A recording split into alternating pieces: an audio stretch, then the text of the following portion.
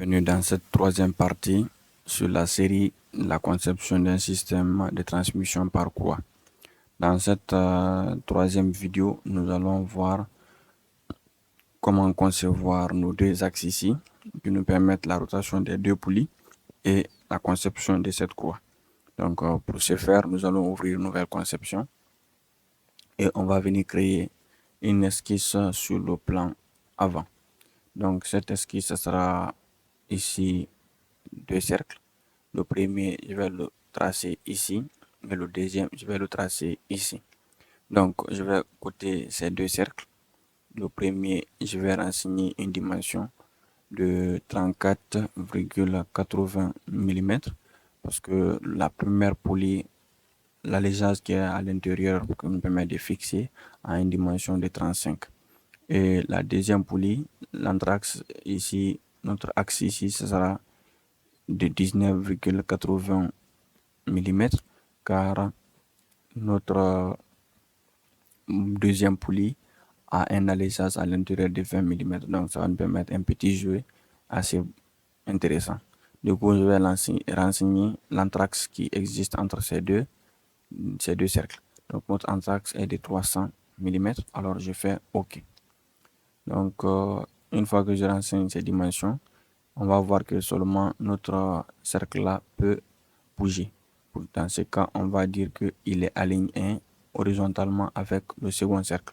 On va venir alors terminer l'esquisse et on va venir extruder ces deux cercles là un à un parce que si on les extrude en même temps, on aura un seul composant.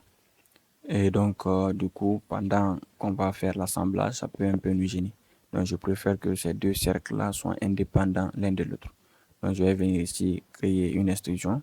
Donc, ici, l'extrusion, la longueur est de 6 mm. Je fais alors OK. J'ai dit 6. Autant pour moi, 60 mm, je m'excuse. Je viens rafraîchir ici notre esquisse et je viens extruder l'esquisse là encore. Je viens l'extruder en renseignant une dimension de 60 mm et toujours dans opération, je vérifie bien que c'est nouveau corps et je fais alors OK. Donc du coup, dans notre corps ici, on aura le corps 1 et on aura le corps 2. Donc cela va nous éviter beaucoup de problèmes.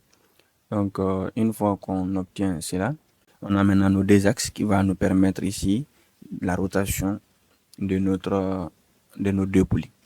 Du coup, ce qu'on va faire ici pour bien terminer notre esquisse, on va affecter ces deux corps-là à deux composants différents. Donc, je fais un clic droit sur le premier corps.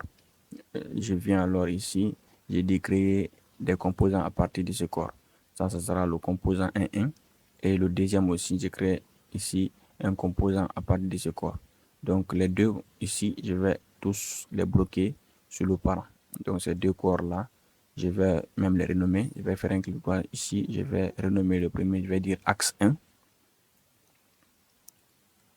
Donc, je fais OK. Et le deuxième, je vais l'appeler axe 2 pour mieux s'orienter dans la conception. Donc, je vais l'appeler axe 2 et je fais alors OK. Du coup, nos deux composants là, vu qu'on les a, on va alors créer un second composant. On va venir ici. On va dire que ce composant s'appelle ici courroie. On va l'appeler courroie. Et ici, on fait alors OK.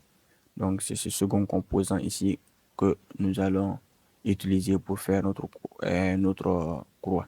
Donc, quand notre courroie s'active, on va créer maintenant ici, on va créer notre courroie.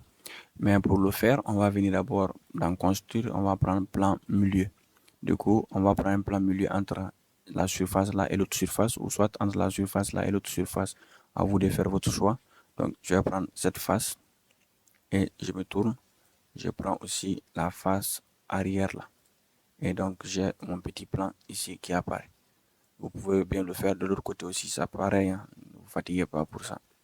Donc, je viens sélectionner, non, je viens prendre esquisse et dans plan, je prends ce plan.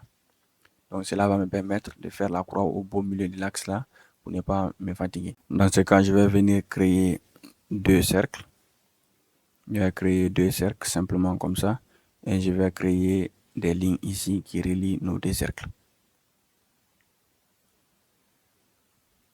Je vais créer des lignes qui relient des cercles et je vais dire que ces lignes sont tangentes avec nos cercles.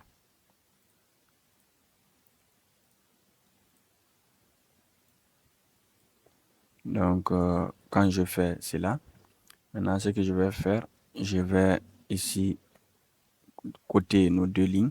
Ici, je vais renseigner une dimension de 70 mm. Et de ce côté, je vais renseigner aussi une dimension de 110 mm. Je fais OK. Et comme notre cercle là bouge, on va alors ici venir dire que le centre de ce cercle est coïncident, ou soit on va dire plutôt que ce cercle là, on va changer ici. On va dire que ce cercle là est concentrique avec ce cercle. Et quand on fait cela, notre esquisse est entièrement contrainte. On n'a pas besoin de la moitié de ce cercle ni de ce cercle. On va alors les effacer en venant ici faire ajuster. On coupe cette partie et on coupe cette partie. Donc ce sera ici le profil qui va nous permettre de trouver notre croix. On vient alors, on termine notre esquisse.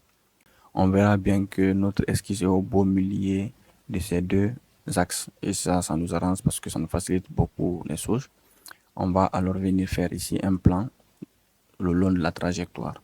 On prend un plan le long de la trajectoire et on prend cette trajectoire. Donc le plan, peu importe où vous allez le placer, c'est juste le plan là qui va nous permettre de faire un balayage. Donc moi je vais le mettre à l'angle ici et je fais OK. Je viens sélectionner alors mon plan et je vais créer une nouvelle esquisse. Donc comme précédemment, on va créer un trapèze et ce trapèze sera comme ça. On va créer un trapèze. C'est le trapèze là qui va nous aider à trouver ici notre croix. On va alors côté notre trapèze. On va côté comme ça. On va mettre ici 60 degrés. Et de l'autre côté aussi, on va mettre 60 degrés. On va mettre 60 degrés ici de ce côté. On fait alors OK. Et entre ces deux lignes, on va mettre ici 6 mm. On fait OK. Et la longueur ici, on va donner une longueur ici de 18 mm. On fait OK. Donc, on va voir que notre esquisse est entièrement contrainte, mais elle ne peut que bouger. Du coup, on va dire, on va venir dans contrainte. On va prendre ici milieu. On va dire que le milieu de cette droite est coïncident avec le centre ici de notre repère. Et dès que on fait cela, on va voir que notre esquisse est entièrement contrainte. Donc, je vais approcher un peu les dimensions ici. Vous allez voir, non, on va envoyer de l'autre côté. Ok, on va approcher un peu les dimensions. On va zoomer et voilà, on a ici nos dimensions. Donc, une fois qu'on obtient ici notre profil, on va venir terminer l'esquisse. Et ce que nous, on va faire un balayage de ce profil par rapport à notre esquisse qui est là. Donc, pour faire ce balayage, je vais venir ici, je vais prendre balayage, je vais sélectionner mon profil et dans chemin, je vais prendre ce chemin. Et quand je fais ça, voilà ce que j'obtiens. J'obtiens ici ma croix en forme trapézoïdale et automatiquement ça suit bien le chemin que je l'ai indiqué.